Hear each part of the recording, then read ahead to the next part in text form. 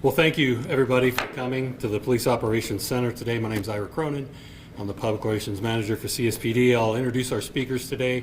We'll be hearing from Chief Adrian Vasquez. We'll also be hearing from District Attorney Michael Allen with the 4th Judicial District Attorney's Office. They'll both make a statement, and then we'll open it up to some questions. So with that, I'll turn it over to Chief Vasquez. Thank you, Ira, and thanks everybody for being here. Just wanted to take this opportunity after yesterday's event to talk to you a little bit about it.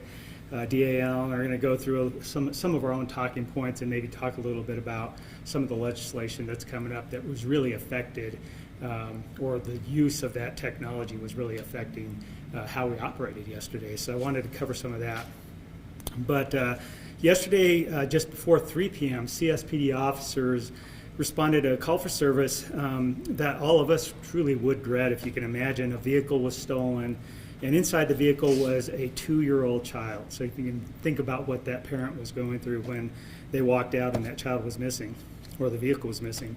From the moment our communications center received the call for service, we dedicated resources to find him and bring him home safely, and that's exactly what happened.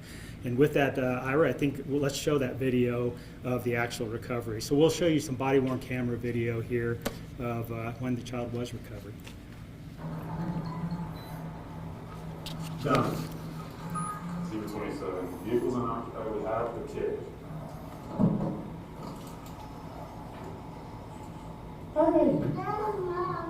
Hi. Hi, it's okay. A firm. Just roll medical for us. Code 2. Hi, buddy. It's okay. It's okay. It's okay. I'm with the police department. We're gonna get your mama, okay? Come on. It's okay, sweet. It's okay. Okay, it's all good. It's okay. We're good, okay? So that was Officer Austin Bryce and Officer Chris Hummel's body-worn camera, and I'll talk a little bit more about what you were really watching there here in just a minute. Throughout the response, patrol officers, detective units, and other resources worked with our real-time crime center with a focus on the child's recovery.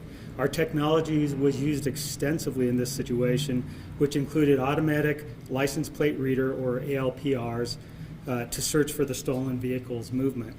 In our real-time crime center, detectives and analysts used dispatch, ALPR, and other technology systems to identify the stolen vehicle, and because there were no recent records, they activated real-time alerts for the vehicle in our ALPR system.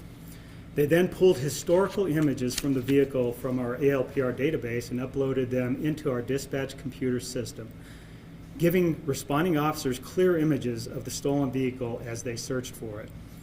At the same time, RTCC detectives used the live stream capability on our Axon body-worn cameras to observe in real time the search areas and actions of dozens of our officers, helping facilitate the search in a safe and effective manner. And I can't tell you how valuable that technology is for department leadership. At that point in time, several of us were in the real-time crime center, and the ability, even if I'm sitting at home and want to see what's happening, the ability to look at the body-worn cameras in real time, to be able to turn those on and see what you saw there, or see officers responding and conducting various search operations in real time at the moment it's happening with our officers, is really a game changer for law enforcement across the board, but also for the supervision, trying to make those real-time decisions. We leveraged our specific technology, which connects us to hundreds of publicly owned cameras and privately owned cameras whose owners have voluntarily opted in to help keep the community safe. We use several public communication tools available, such as Amber Alerts, our Public Information Office, and social media, to name a few, to enlist the eyes of our community to help find this child. Because of the coordinated effort, in just over 2 hours, the vehicle was located by officers several miles away.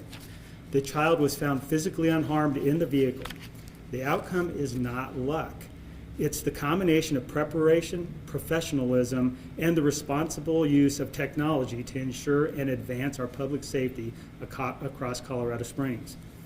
We're grateful for the help of our community, for the work of our police, in aiding our police officers, dispatchers, and analysts, and other civilian employees, and more than anything, for helping with the safe return of this child.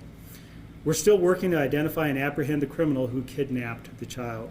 When we inevitably identify and find him, we'll arrest him and ensure that we hand DA Allen an exceptional investigation so the suspect is held accountable for his crimes. This incident, while alarming, was a tragedy that was averted, and is a reminder of the public safety value when professional trained police officers and civilian staff are given the tools that they need to keep our community safe. Unfortunately, there are legislators here in Colorado who are proposing significant limitations on using technology for public safety reasons. As your chief of police, I want to speak directly about the legislation and things being lost in the broader debate over law enforcement's use of technology. These restrictions will stand in the way of the very tools that helped save this child's life yesterday, and that will help bring the kidnapper to justice. Several of these proposals would significantly limit the ability of law enforcement agencies to share information with one another. Criminals don't stop at our city or jurisdictional boundaries. When agencies are restricted from sharing information quickly, lawfully, and relevant information is given across our region, opportunities are missed and the risk to victims increases. These legislators also seek to sharply limit how long law enforcement may retain certain data, even though we already operate under strong safeguards. The United States Constitution, the Colorado Constitution, records retention laws, court oversight, and detailed department policies that govern how, when, or for what reasons police may use that technology. Our officers are trained in these laws and rules, and agencies are accountable for the work that they do.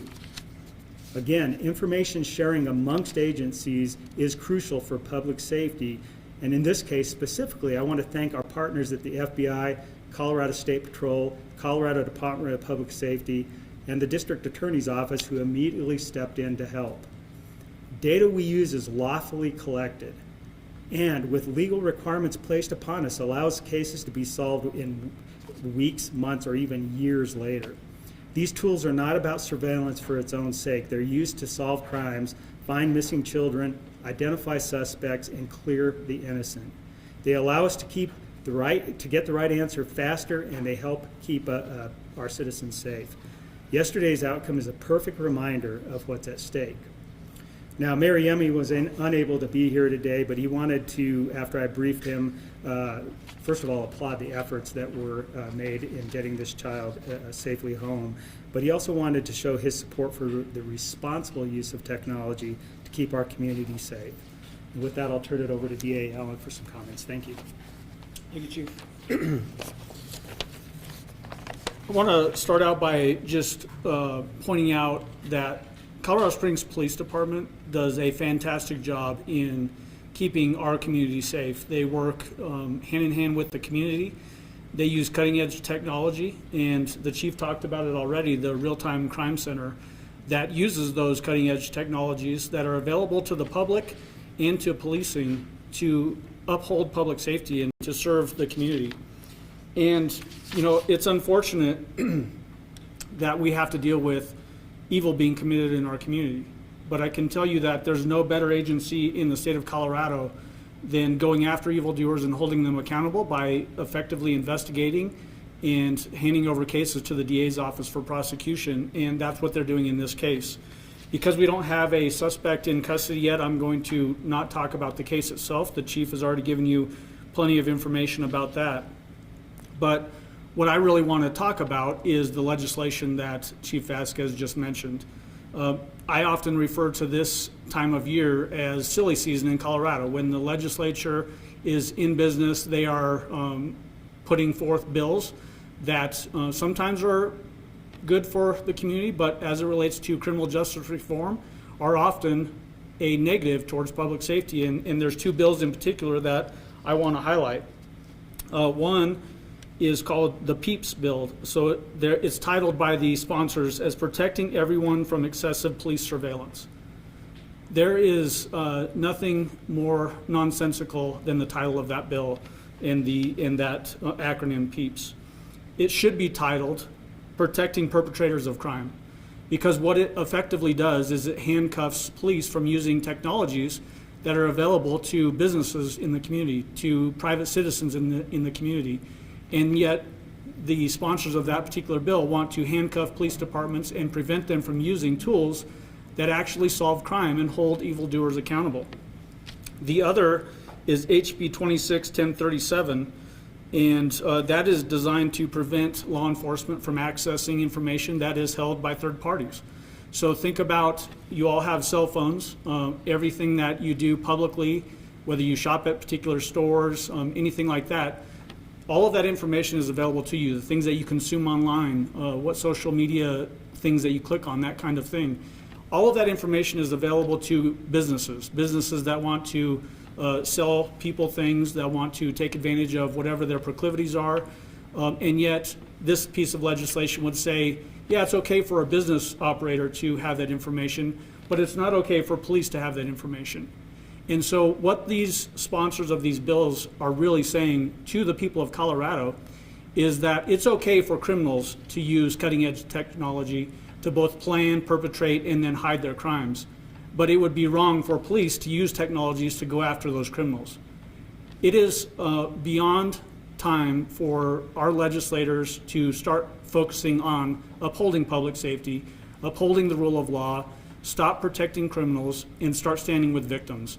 And that's really what I think this case represents. The police used, one, really good policing. They used cutting-edge technology, and they were able to recover a child who had no choice in being kidnapped. And these two bills that I just mentioned would hamper their ability to do that into the future. And what that means is that these legislators are standing with kidnappers. They're standing with people that want to create harm in our communities, instead of standing with that 2-year-old child who was kidnapped in a car and taken from his mother. So again, I just want to urge people in this community to make sure that they're paying attention to the bills that are being proposed by their legislators and engage in that process. If there's a bill like these two bills that I just mentioned, reach out to your legislators and tell them what you think they should be doing with their criminal justice reform bills. This system only works, this legislative system only works if members of this community engage with their legislators, let them know what things that they should or should not be working, because they do represent the community that they are supposed to serve. And without that occurring, we are going to continue to see bad bills like this that really erode public safety, that really stand with criminal evildoers and turn the backs on criminal victims in our communities. So again, thank you for being here. Thank you for your attention to what I think is a very serious matter and to this legislative process. So thank you. All right, thank you, DA. Celeste, do you want to pop your mic up here? You got just a minute if you want to, before we open it up to Q&A. So I'll mention, so the BWC that the chief showed you is being posted on our Facebook page right now, as you see it, as we're speaking, along with a statement from the chief that reiterates kind of what he said here at the press conference. And again, we hope the community will go listen to the chief's full message if they catch a glimpse of this on your coverage. You feel free to lift it off the Facebook page, or if we can get it to you another way, just talk to me after the press conference and we'll do that. So with that, we'll open it up to some questions. Was the real time people, were they able to monitor that kid, that the video we were seeing, were they seeing that live, or was that recorded? Yeah, Chief? So the question was, in the real-time crime center, were those people that were in there able to monitor that body-worn camera live? That's exactly the benefit, one of the many benefits of the body-worn camera.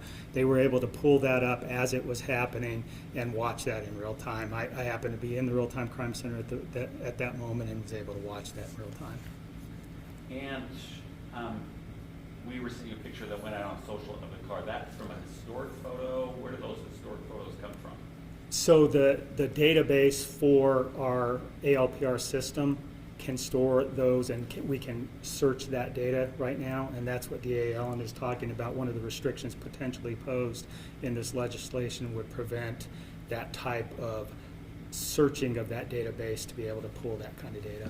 So you have that picture, and does that go out to all officers so they know exactly what they're looking for, car type, and did that help the officers yesterday go? There it That's is. what we're looking for. Absolutely. So the question was, we pulled that photo, and we did send it out to every officer that was out there. And we had a lot of resources out there that were helping with the search. We had drones up and just a lot of technology in use. But yes, we're able to send that picture to every officer that's searching so that they have it right there in front of them as they're doing the search and exactly While what I'm happens. jonesing things here, Amber Alert.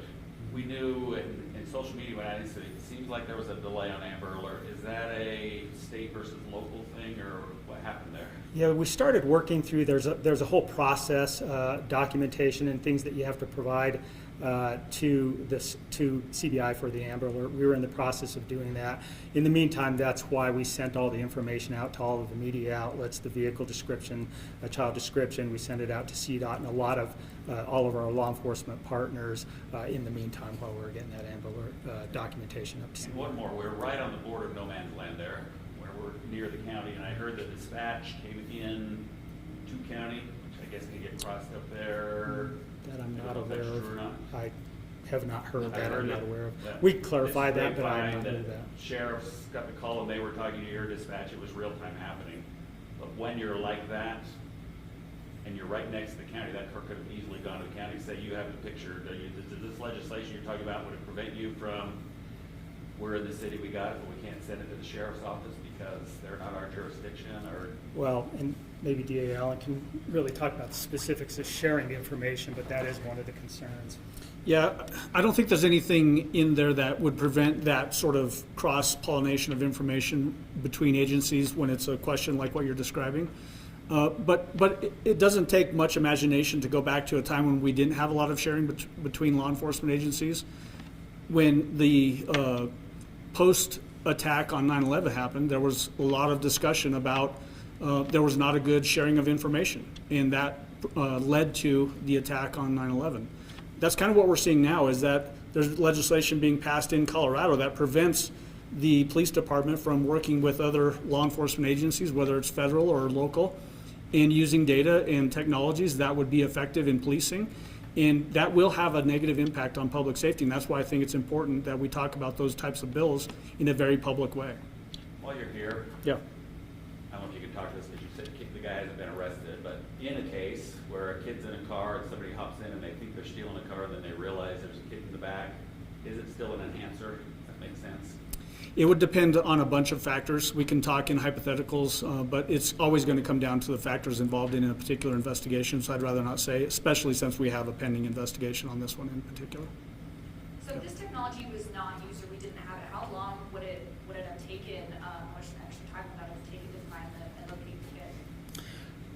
So the question was, if we didn't have the technology in place, how long would it take to find the kid in these circumstances? And really, that's very difficult to say without, we would be guessing on direction of travel, for example. Some of the things that we might be able to discern from camera systems that people are sharing to us or from other technology that we wouldn't have available. Then we start depending on, does a citizen happen to see the information you all put out that we give to you and actually call? So it really ends up becoming a much higher chance situation that somebody actually saw the right vehicle versus us really being able to take this technology and help us provide direction to a very, very specific search pattern, for example. So hard to say, but I think this was a true enhancer in this situation. I would just add, if I can, on that particular thing, a good example, and this is going back not that long in history locally, the Gannon Stout case. That technology, the automatic license plate reader system, the flock system, wasn't used as widely as it is today. And that defendant was able to get all the way from Colorado Springs to Pensacola, Florida with Gannon's body in the van. And if we had had access to that technology then, there's a chance that maybe we solved that case sooner than we did. And as you know, that went for quite some time before we were able to recover Gannon's body. And this sort of technology potentially would have helped us solve it in a much quicker and more efficient way. So that's a good example of how that technology can be used to solve crime. Interesting. And then how involved was the community with helping you guys out with, Ring cameras, et cetera? Did you see a pretty good reaction from them of people trying to help out? So without going into any details, again, we're that's part of the investigation, and there are investigative factors that speak directly to your question. I won't be able to talk about them, but I will tell you that in general terms, there are a lot of community members who opt in and allow the search of their system by themselves and then send us through a link the video. Not to mention all of the businesses that we have already available that have provided permissions for us just to go into their camera systems, plus all of the city-owned systems. So it's a huge benefit to have it. I just can't speak directly yet to the particular case. Just follow up on that note, does it, in any case, if you have a neighbor who has a camera, say, we see the car and we know it took off this direction rather than that direction to help you focus? I mean, is that how that helps as well in the emergency situation? So what a citizen can do, we can put out information. The citizen can search, like we might say, hey, this happened in this particular area of the city.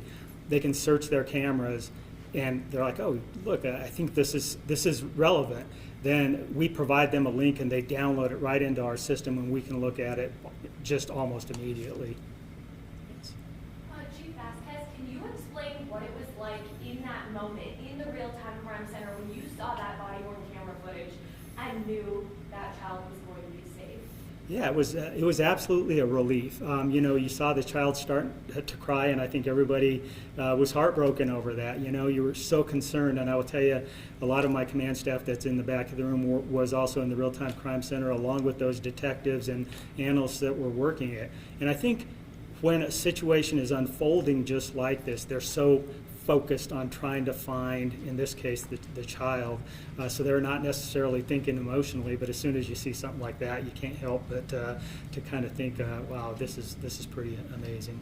Absolutely. Thank you. Mhm. And piggybacking off of, Ring doorbell footage, all of that, did you guys get any tips that got you closer to finding the child? We'll unfortunately have to hold that information for now, but I will tell you that having the community input, the eyes that are out there, those additional eyes that are out there, we've seen in many investigations be incredibly helpful. Is there like a history or a number of how kind of maybe common this is, where just a guy is thinking he's stealing a car and then doesn't check the back seat and there's a child?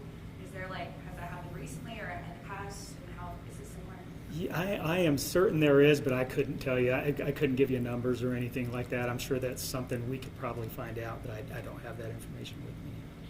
I apologize if I missed this, but so understanding is now one suspect that we're searching for, and do we have any sort of a description that the public can help to be on the lookout for? Ira, did we give anything out yet? I can't remember. No, so we're right looking through now, the vehicle. we'll have to, I know we're doing a lot of work still at this point in time, and if we can put that information out, we absolutely will. Thank you. And since it's been a day, do you know of any connection to the car crash that was just down the hill from that home where the car was stolen? I don't think I have that information right now. I have two quick ones. One, is there any charges pending for the child's guardian? That's question one. Go ahead. No, so obviously in this particular case, there's a lot of discussion that has to be had. The investigation has got to be completed before, so we know all of the facts. DA Allen and his team and Mike will have discussions around that, but still a lot to investigate before we can make a determination like that. The second question would be about the potential law that's being proposed. Is this something where you're going to invite the lawmakers to come down and view what happened? If this didn't happen, if we didn't have this, we may not have this outcome. Is that something you guys are looking at? So we have engaged with the regional, through Miami, the regional legislators. We have our representatives and senators. We've met with them on a couple of occasions to give concerns around various pieces of legislation. The thing is, right now, with the legislative session just starting, those conversations were pre-legislative session. So now we have to regroup and have those conversations. Certainly using examples like this, I think, are paramount in our discussions with them. And I think we have a ton of examples that we can use, show them through our real-time crime center. Just been really beneficial, so we will use stuff like that. If I could just add Yeah, something on that too. The other thing to keep in mind is that I know that Chief Vasquez will go up and testify against bills fairly regularly. I go up and testify against bills very, very regularly as well. And it's also similar to what Chief just talked about. It's very common for me to reach out to our local legislators and invite them to have discussions about different things.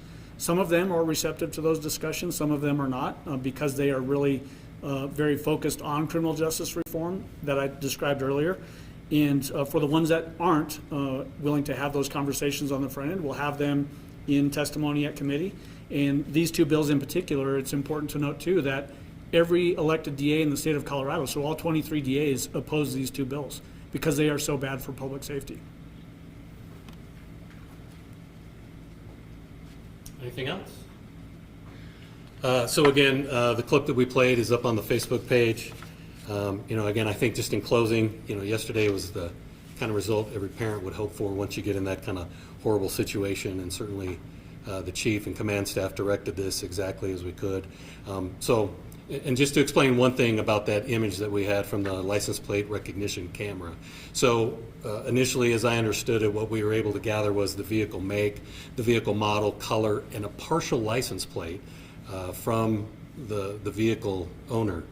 We were able to put that much information in, and what came up was the image we shared yesterday on social media that was from 2 days ago. So that at least, again, allowed us to arm our officers with exact information of the vehicle they were looking for. It allowed us to share that, image with you, and it also allowed us at least real-time information that that vehicle had not passed through any of our locations, which kind of, again, helped officers know where to direct their search when they came across that vehicle yesterday. So, Since you said that, could I follow up on that? sure. Maybe it's for the chief. So when we have this going on, our real-time cameras around the city are looking for that car along with the officers who are on patrol? Yes. Yep. It was. So again, the officers, that image got sent out to their phones. They had the image, and that was actually the two patrol officers from our tactical team that drove past the vehicle and said, "Oh, we think that's the vehicle." That led to the moment that you saw. So you were in the center. Explain this to me, because sorry, I'm watching too many crime shows, and you'll sit there and you'll see them say, "I'm monitoring this camera in New York City. I've seen the car go through. That's the license plate."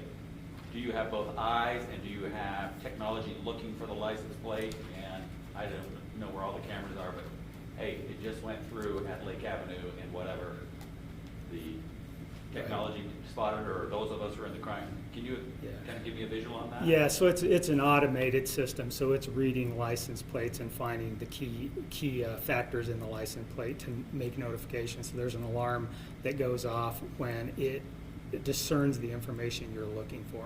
It would be really difficult via camera for a human to watch cars going through and actually see something like that. So it's an automated system that can pick that information up and notify. But it is a resource during an event like this. Correct. It could pick it up and set off an alarm saying It's at this location, right? Yeah. And where was the car found? So the car was found near here, actually, near the Springs Rescue Mission, just down south west of here. Yeah. I got a question for DA Allen. For those who might actually support the bills that you've talked about, what would you have to say to them to, I guess, kind of alleviate their fears of surveillance? I guess what I would say to them about any fears that they might have is that these people in uniform that are in police uniforms are here to serve them, to make sure that their safety is upheld just like anybody else's. And there are so many checks in place to make sure that none of this stuff is being abused. And the chief talked about some of those things. There's police department policies that govern how they can use different technologies and data. There are the U.S. Constitution, the Colorado Constitution protect those things as well. And then finally, these things are tested in court. And so if there's something that might be questionable in a particular case, defense attorneys will typically file a motion to challenge the admissibility of whatever that information is. And then a judge will hear evidence and then make a determination. And routinely, these things are upheld as being lawful tools for law enforcement to use to solve crime and to hold evildoers accountable. And that's really what this gets back to. Every single person in this state deserves a strong measure of public safety. And these two bills will erode public safety for the entire state. Thank you. Yep. Can I add, let me just add just a little bit more to that also. Just the knowledge around these types of systems are all auditable. And so DA Allen is talking about this process that we go through in the courts. Everything that we do in these systems I can't go into that system and do something without it knowing that I'm in there doing it. And so it is tracked immeasurably. And I also want to talk about our policies. If you want to understand the policies around how we can do what we do, related to the laws, related to the Constitution, both U.S. and state Constitution, everything in our policies is guided by those factors, and you can easily go right on our website, anybody, any citizen can, so that they can understand and learn how we make our decisions and how we're able or not to do things like that. Were other counties notified? Like, how quickly do you guys, check in with Castle Rock or Canyon City to be like kind of on alert for the same thing in case they weren't able to get out of town? Right, we do have a notification system for our regional law enforcement partners down in Pueblo or wherever, and that's done very quickly through our communication center. Okay, thank you, everybody. Appreciate you coming. Thanks, everyone.